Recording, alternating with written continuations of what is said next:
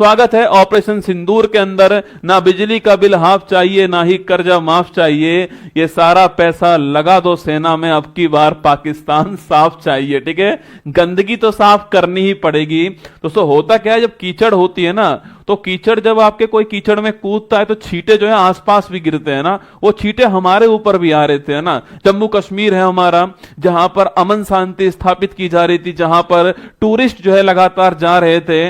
आप टूरिस्ट, ऐसी घटना पूरे विश्व में बहुत ही कम देखने को मिलती है जहां पर टूरिस्ट के ऊपर अटैक होता है। उसमें भारत के नागरिक थे, उसमें हर धर्म के लोग थे, लेकिन आपने धर्म को निशाना बनाकर अटैक किया।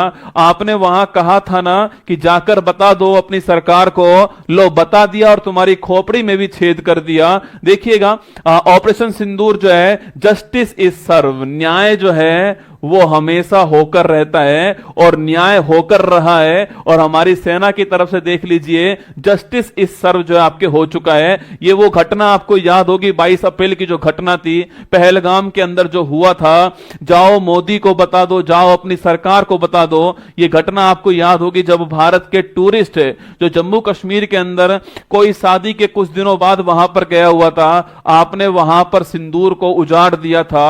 वो महिला की जो आंख में आंसू था ना, जब नारी दोस्तों अपने रूप पर आती है दुर्गा बन जाती है। अभी प्रेस कॉन्फ्रेंस चल रही थी, उसमें भी भारत की तरफ से 2 नारी आपको उस प्रेस कॉन्फ्रेंस में दिखाई दे रही होंगी। उद्देश्य केवल इतना था, उसकी आंखों में आंखें डाल के बोलना कि नारी जब अपनी पर आएगी तो दुर्गा का रूप बन जाएगी और दुर्गा राक्षसों को तबाह करके आएगी। ये पहलगाम की घटना, पहलगाम की दोस्तों घटना जो हुई थी उसका कारण आप सभी जानते हैं। जम्मू कश्मीर में लगातार टूरिज्म बढ़ रहा था। अभी प्रेस कॉन्फ्रेंस में भी यही बात कही गई थी कि जम्मू कश्मीर में पर्यटन बढ़ रहा है, उसको कम करने के लिए। इसके अलावा अमेरिकन उपराष्ट्रपति भारत के दौरे पर थे, अमरनाथ की यात्रा का पंजीकरण स्टार्ट हुआ था।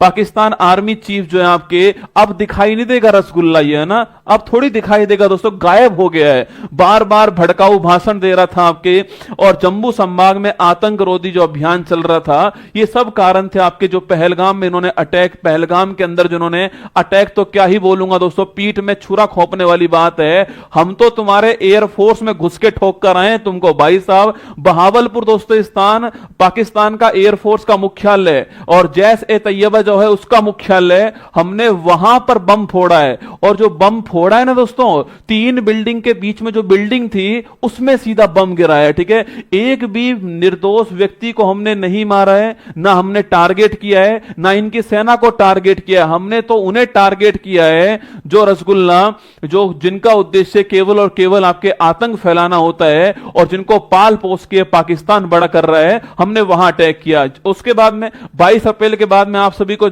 जानकारी होगी कि उसके बाद में हमने 5 कदम उठाए थे। ये हमारे आपको जो विदेश सचिव दिखाई दे रहे हैं हमारे, अभी प्रेस कॉन्फ्रेंस में भी आपको जो दिखाई दिए होंगे, तो इन्होंने प्रेस कॉन्फ्रेंस की थी 22 अप्रैल के बाद 23 तारीख को, और कहा था कि जो पाकिस्तानी वीजा पर यहां पर हैं वो 48 आवर में देश छोड़ जाए हमारा। उसके बाद में जो सिंधु वाटर ट्रीटी है उसको हम स्थगित करते हैं। कुछ दिनों पहले हमने बगली हार जो है दोस्तों आपके, वहां के पानी को रोक दिया। पहले रसगुल्ला इनका पानी रोका दोस्तों ना, अब आग लगाई, अब बुझाएंगे किससे ये बताओ दोस्तों। पहले तो इनका पानी रोक दिया हमने, अब हमने वहां पे आग लगा दी। अब दोस्तों पानी है नहीं बुझाने के लिए, करे क्या, धुआं धुआं कर दिया ना, धुआं धुआं, पुष्पा फ्लावर समझा है क्या, फायर है भाई साहब। और दोस्तों ऐसी फायर की है, रात में दिवाली बना दी तुम्हारे वहां पे। तो ये हमारे उस समय कदम हमने उठाए थे, आपको याद होगा।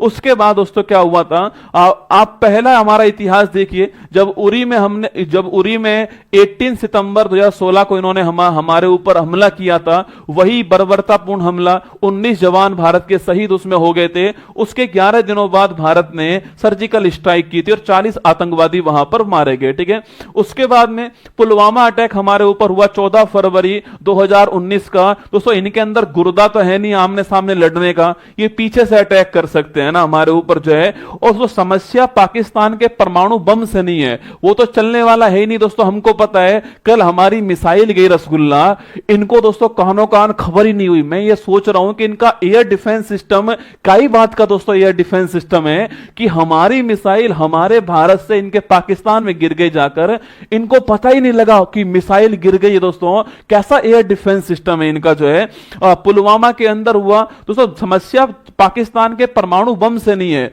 समस्या भारत के अंदर जो बैठे वो कीटाणु बम है ना, जो यहां का खाते हैं लेकिन गाते उनका है, समस्या उनसे है रसगुल्ला। इन कीटाणु बम को भी समाप्त करना ही पड़ेगा एक ना एक दिन जो है। परमाणु बम तो उनका नहीं चलने वाला, वो तो अपन को पता है ना, पर जो कीटाणु बम है ना ये बार बार कुलबुलाहट करेंगे है ना। तो पुलवामा अटैक हुआ 14 फरवरी को, आपको याद होगा। 26 फरवरी को हमारी तरफ से आपके बालाकोट आपके जैश ए मोहम्मद पर एयर स्ट्राइक होती है और उसमें हमने 300 आतंकवादी वहां पर जो है हम ठोक कर आ गए, ठीक है। इसके बाद दोस्तों आता है पहलगाम का मुद्दा। 22 अप्रैल 2025 की वो घटना जब टूरिस्ट को निशाना बनाया गया। निर्दोष लोगों को, हमने निर्दोष को निशाना नहीं बनाया, हमने तुम्हारे हेडक्वार्टर पर अटैक किया है। हमने तुम्हारे हेडक्वार्टर की जो बिल्डिंग है उसकी खोपड़ी में छेद किया। अभी दिखाऊंगा फोटो आपको उसकी जो है। तो पहलगाम घटना हुई और उसके 15 दिन बाद दोस्तों, और हमने कोई देखो, हमने 11 दिन बाद उरी पर हमला किया। हमने 11 दिन वेट किया कि भाई पाकिस्तान अपने वहां पर जो आतंकवाद है उसको समाप्त करने का प्रयास करेगा, पर उसने नहीं किया, हमने अटैक किया। 12 दिन बाद हमने पुलवामा के बाद अटैक किया। हमने फिर सोचा कि अब की बार कर लेगा, अब की बार भी नहीं किया। पहलगाम दोस्तों हमने 15 दिन इंतजार किया। हमने पाकिस्तान को वार वार चेतावनी दी, वार्निंग दी कि भाई आप जो है अपनी तरफ से इनको मारिए, आप अपनी तरफ से सफाई कर दीजिए, हमें बस यही चाहिए। पर इन्होंने फिर भी नहीं करा। और फिर जब सब्र का बांध टूटता है तो पाकिस्तान जैसा देश उसमें बह जाता है। वही काम यहां पर हुआ और पहलगाम की घटना होती है। ये प्रेस कॉन्फ्रेंस जो आपके पीआईबी है हमारी, उसके द्वारा आपके सामने कि ऑपरेशन सिंदूर भारतीय आर्म फोर्स ने आतंकवादी शिविरों पर सटीक हमला किया गया है। 9 साइट जो है उनके ऊपर हमला हुआ है, ठीक है। 9 आतंकवादी साइट के ऊपर हमला हुआ है। इसमें से कुछ साइट जो है आपकी वो पीओके के अंदर है, जो पाक ऑक्यूपाइड कश्मीर के अंदर है, और कुछ साइट पाकिस्तान के अंदर भी है। हमारी एयरफोर्स ने, हमारी नेवी ने, हमारी आर्मी ने, तीनों ने मिलकर इसे अंजाम दिया है। पर आपको ध्यान रखना है कि भारत की एयरफोर्स, आर्मी और नेवी तीनों ने अपनी सीमा क्रॉस नहीं की है। हमने हमारे ही देश से उनके ऊपर अटैक किया। कौन कौन सी मिसाइलें यूज करी उसके बारे में आपको बताऊंगा, ठीक है। तो भारत की थल सेना, वायुसेना और नौसेना ने मिलकर ऑपरेशन सिंदूर चलाया। पाकिस्तान के आतंकी ठिकानों पर 24 मिसाइल दागी। 1971 युद्ध के बाद यह पहली बार है जब तीनों सेनाओं ने एक साथ पाकिस्तान के खिलाफ बड़ी सैन्य कार्रवाई जो है यहां पर की है, ठीक है। कौन कौन से 9 स्थानों पर दोस्तों हमने अटैक किया है तो देखिएगा, बहावलपुर यह सबसे महत्वपूर्ण स्थान है पाकिस्तान के अंदर दोस्तों ना। जब हमारी सेना में जब हम जवान को सिखाते हैं, जब जवान को हम जो है ट्रेनिंग देते हैं, तो वहां पर बार बार कहते हैं उससे कि पाकिस्तान में सबसे स्ट्रॉन्ग जगह कौन सी है, बहावलपुर। यहां पर इनका एयरफोर्स का मुख्यालय भी है। पाकिस्तान में अंदर घुस के ये स्थान है, एयरफोर्स का मुख्यालय यहीं पर है। और जो ये आतंकवाद की जो जड़ है ना, ये बहावलपुर और मुरीद के ये 2 स्थान पर आतंकवाद की जड़ है। इस बहावलपुर में आपके मरकम सुभान अल्लाह एक जगह है, ठीक है। सुभान अल्लाह हो चुकी है वो जगह, मरकज सुभान अल्लाह जगह है। यहां पर जैश ए मोहम्मद का 2 महत्वपूर्ण संगठन जो भारत के खिलाफ, चाहे मुंबई दोस्तों अटैक हो, चाहे हमारा संसद पर अटैक हो, चाहे पहलगाम का अटैक हो, चाहे उरी का अटैक हो, चाहे पुलवामा का अटैक हो, ये 2 संगठन जो हैं आपके जैश ए मोहम्मद और लश्कर तैयबा, ये 2 आपके हमेशा हमारे सामने खड़े होते हैं। तो इस बार हमने बहावलपुर, सबसे पाकिस्तान को सबसे अधिक चोट मुझे लगता है इससे लगी होगी बहावलपुर से, क्योंकि ये उनका एयरफोर्स का मुख्यालय है, ये उनका एयरफोर्स। हमने निर्दोष को नहीं मारा है, हमने ऐसी जगह पर अटैक नहीं किया जहां पर हमारी सेना नहीं हो, हमने वहां अटैक किया जहां तुम्हारा पूरा एयरफोर्स था, तुम्हारा पूरा डिफेंस सिस्टम लगा हुआ था। तुम 15 दिन से निगरानी जहां पर कर रहे थे, हमने वही तुम्हारे ऊपर। इनको लगा कि भारत यहां तो क्यों अटैक करेगा, ये तो हमारी बहुत सिक्योर जगह है। भाई साहब ओवर कॉन्फिडेंस में वही जाकर ठोक दिया इनको जो है। तो बहावलपुर में एयरफोर्स का मुख्यालय, साथ में मरकज सुभान अल्लाह जैश ए मोहम्मद का मुख्यालय भी यहीं पर है। इसके अलावा मुरीद के स्थान, ये भी पाकिस्तान के दोस्तों अंदर स्थान है, लाहौर से कुछ दूरी पर है। लाहौर तो रह गया इस बार जो है, तो लाहौर से कुछ दूरी पर है। यहां पर लश्कर तैयबा, जो ये मुख्य जो आपके शीर्ष अधिकारी जो होते हैं आपके आतंकवाद में, जो मुख्य लोग हैं आपके, वो सारे यहां पर रहते हैं। कहां पर? बहावलपुर मुरीद के स्थान पाकिस्तान, इसके अलावा गुलपुर है, भिम्बेर है,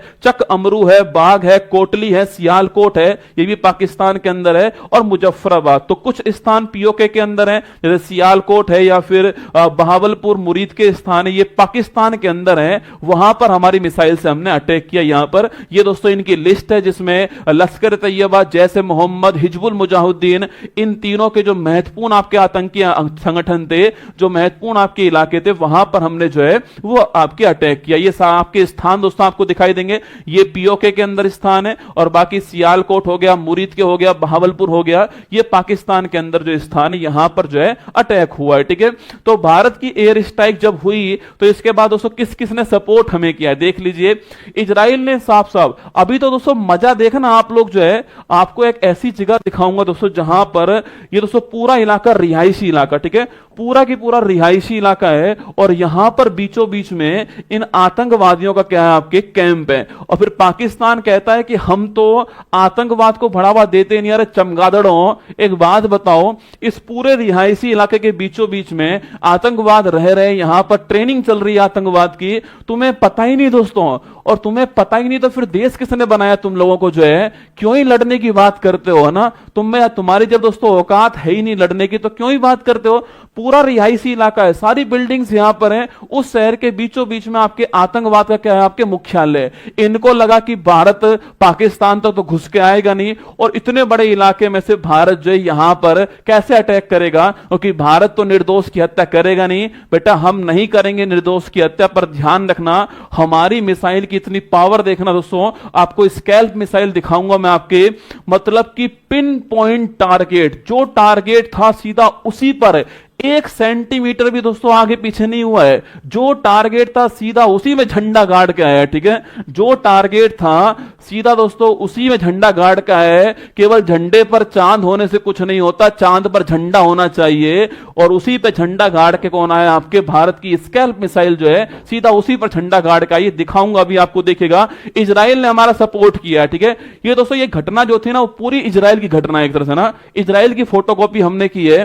जिस प्रकार इजराइल घर में घुस करके अटैक करता है, पिन पॉइंट अटैक करता है, सीधा सटीक निशाने पर अटैक करता है, हमने भी उसी प्रकार जो है स्कैल्प और हैमर के द्वारा सीधा दोस्तों आपकी उनकी खोपड़ी में छेद किया है। इजराइल ने हमारा सपोर्ट किया है कि आतंकवाद को जान लेना चाहिए कि निर्दोष के खिलाफ किए गए उनके घिनौने अपराधों से बचने के लिए अब कोई जगह नहीं है। डोनाल्ड ट्रंप से पूछा आप क्या कहोगे, डोनाल्ड ट्रंप कह रहा है बहुत शर्मनाक घटना है, पर हम कुछ नहीं कहेंगे।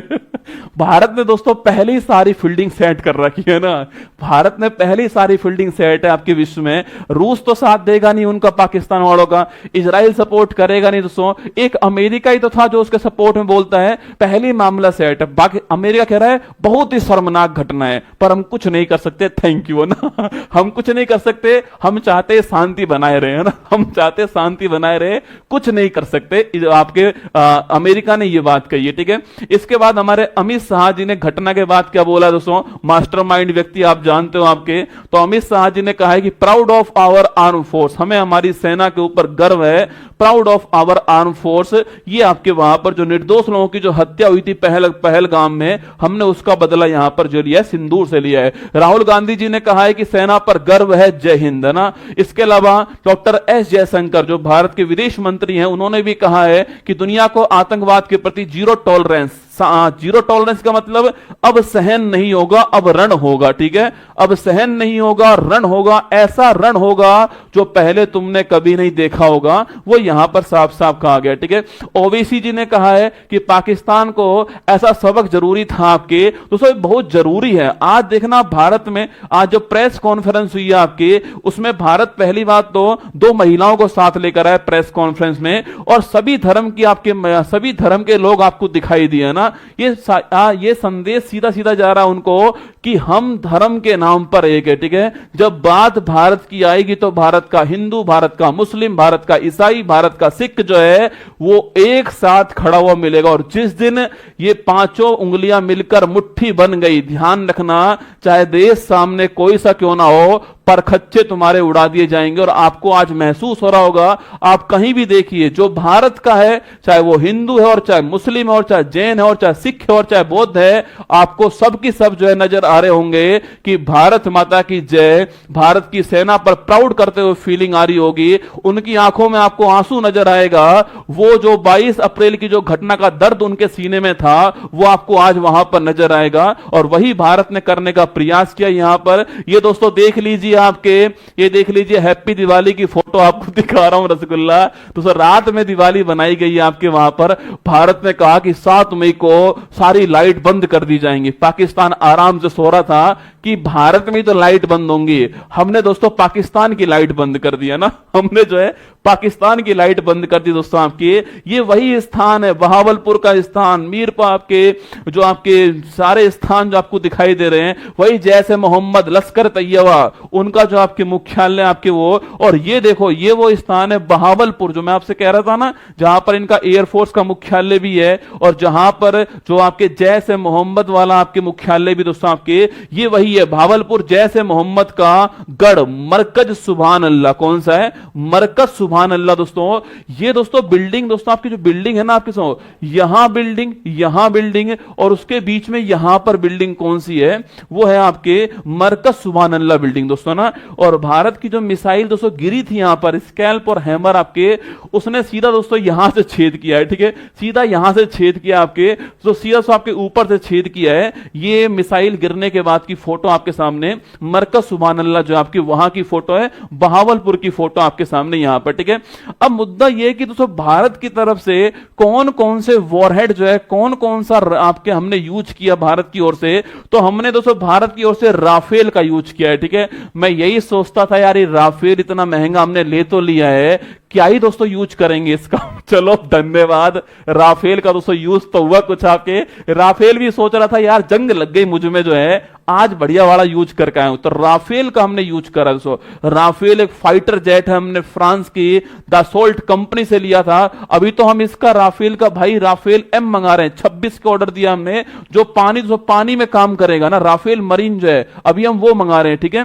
तो ये राफेल का हमने यूज करा ऑपरेशन सिंदूर में। और इस राफेल से हमने एक तो मिसाइल और एक बॉम्ब जो है वो गिरा है, ठीक है। तो इस राफेल का हमने यूज करा है और सटीक हमला हमने करवाया दोस्तों। इसके लिए हमने एक तो किसका यूज करा है, देखो आपके हाउ इंडिया यूज हैमर और आपके scalp to hit terror camps in operation Sindoor. तो हमने एक तो हैमर बम का यूज करा है दोस्तों, हैमर एक बम है, और एक स्कैल्प मिसाइल जो है इसका हमने यूज करा है। आइए समझते हैं इसकी बात को दोस्तों आपकी। देखो ये तो है स्कैल्प मिसाइल, ठीक है। इसकी दोस्तों बड़ी खास विशेषता यह है कि एक तो दुश्मन के रडार में पकड़ में नहीं आती दोस्तों ना, जो पाकिस्तान को अंदाजा ही नहीं लगा कि भाई भारत ने अटैक कैसे कर दिया। तो मैं पहले कह रहा हूं आपको, स्कैल्प आपके एक स्टिल्थ मिसाइल है। स्टिल्थ का मतलब होता है दुश्मन के रडार में पकड़ में नहीं आएगी, फायर एंड फॉरगेट है, अगर दाग दी तो फिर अटैक करके ही दोस्तों आएगी। अगर टारगेट मूव करेगा तो ये भी उसके आगे पीछे दोस्तों मूव करेगी, श्री कृष्ण के सुदर्शन चक्र की तरह होगी। टारगेट जहां जहां जाएगा ये भी वहीं वहीं जाएगी। स्कैल्प मिसाइल ये 2 चरण में दोस्तों अटैक करती है ना। इसका जो पहला अटैक होता है आपके, वो जो स्ट्रक्चर जिस पर अटैक करना है उसकी जो बाहरी लेयर है उसको उड़ाती है, ठीक है। स्ट्रक्चर जो अटैक करना है उसकी जो बाहरी लेयर है उसको उड़ाएगी। और सेकंड जो इसका अटैक होता है वो होता है जो हमारा टारगेट है आपके वहां पर अटैक, ठीक है। तो ये स्कैल्प मिसाइल आपके सामने यहां पर है। स्कैल्प मिसाइल 2 चरण में अटैक करती है। पहला अटैक उसकी जो बाहरी जो टारगेट की परत है उसको हटाएगी, उसमें छेद करेगी। और फिर दूसरी दोस्तों आपके देखो, पहली मिसाइल आई जो आपके बाहरी टारगेट है उसको हटा दिया आपके, सेकंड मिसाइल आएगी सीधा उसकी खोपड़ी में छेद कर देगी। ये scalp missile fire and forget है, दागो और भूल जाओ, और लंबी दूरी तय करके अटैक करने वाली है। 100 किलोमीटर तक अटैक कर सकती है ये, इसलिए हमने हमारी सीमा से खड़े होकर ही सीधा इसको दाग दिया दोस्तों ना। एक हमारे पास हैमर बॉम्ब दोस्तों ना, ये हैमर बॉम्ब जो है स्मार्ट बॉम्ब है। क्या है दोस्तों? हैमर बॉम्ब एक स्मार्ट बॉम्ब है। इसका भी दोस्तों वही काम है, कोलेट्रल डैमेज करना दोस्तों ना, मतलब कि बिल्डिंग को उड़ा देना दोस्तों। ऐसा बॉम्ब है ये, कोलेट्रल डैमेज करेगा, इंफ्रास्ट्रक्चर डैमेज करने वाला है, पूरी बिल्डिंग को उड़ा देगा दोस्तों आपके। और 70 किलोमीटर तक की इसकी रेंज होती है। दिन हो रात हो, धुंध हो बारिश हो, कुछ भी हो, ये अपना अटैक पूरी सटीकता के साथ में करता है। हमने इनका यूज करा, आपकी स्कैल्प और हैमर जो है हमने दोस्तों इनका यूज करा। इसके अंदर जो है गुप्त तरीके से प्रवेश, स्टेल्थ है, मतलब रडार की पकड़ में नहीं आएंगी। अगला दोस्तों आपके लंबी दूरी से हमला कर सकती हैं, बिना बॉर्डर क्रॉस के हमने हमला किया इस बार आपके। उसके बाद में सटीकता के साथ में हमला करेगी, जो भी नेविगेशन का यूज करना है वो करेगी, टारगेट को फिक्स करेगी, फिर उसको मैच करेगी और फिर उसकी खोपड़ी में छेद करेगी। ठीक है, टारगेट को फिक्स करेगी, फिर उसे मैच करेगी और फिर सीधा उसकी खोपड़ी में छेद करेगी।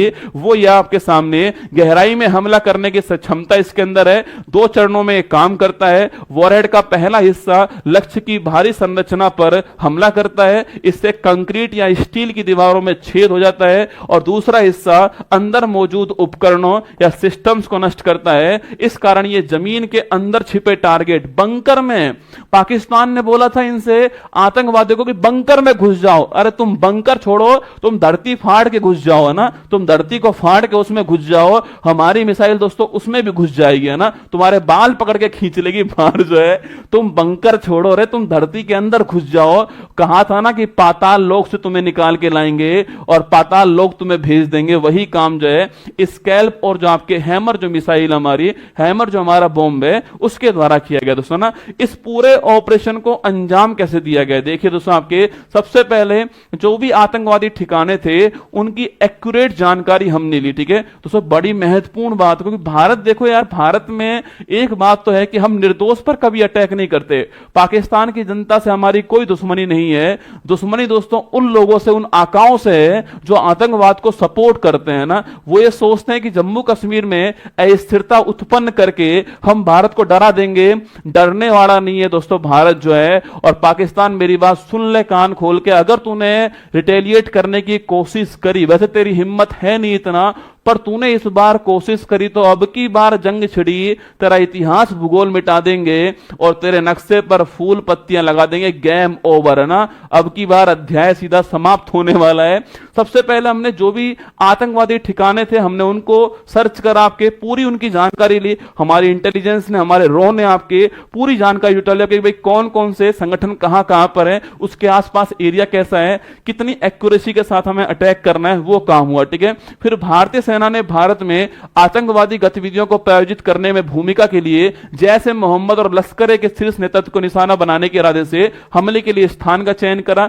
सेना, एयरफोर्स, आर्मी तीनों ने मिलकर के अपनी संपत्ति का यूज करा, इसके लिए अपने सैनिक का यूज करा है। और आतंकवाद शिविरों को निशाना बनाने के लिए विशेष हथियार, स्कैल्प है या फिर आपके हैमर है, उसका यूज करा है। भारतीय सेना द्वारा सफलतापूर्वक निशाना बनाए गए 9 लक्ष्यों में से 4 पाकिस्तान में और 5 पाकिस्तान अधिकृत कश्मीर के अंदर, दोनों के अंदर एरिया है। और पाकिस्तान स्थित लक्ष्यों में बहावलपुर, मुरीद के और सियालकोट शामिल है। बहुत ही बड़ा टारगेट है ये, सच में रियल में पाकिस्तान के अंदर बहावलपुर, मुरीद के और सियालकोट, ये आतंकवाद की कमर तोड़ने वाला टारगेट जो है वो यहां पर दोस्तों होने वाला है।